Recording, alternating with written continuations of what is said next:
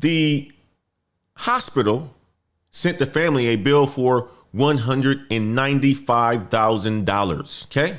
$195,000. Now, most people would look at the bill and feel powerless because the hospital has a billing department.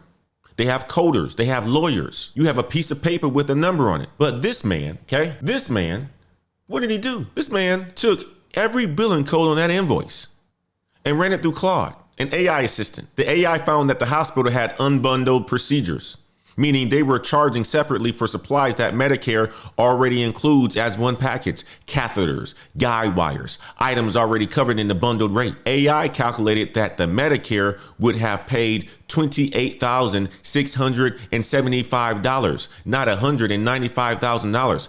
He cross-checked with a second AI tool, then he negotiated the bill down to $32,500. He saved $163,000. I want you guys to type power in the chat if that story just changed how you think about AI, because the AI is good for these types of things. Matter of fact, my landlord also does some contracting work for my rental properties, and she sends me an invoice for work that I want her to get done and has a number on it. I run it through AI to see if that's the market rate or I'm being overcharged for jobs. You can use it for help you understand if there is a certain sort of tax benefit that you can get based on if you are an employer or if you're self-employed.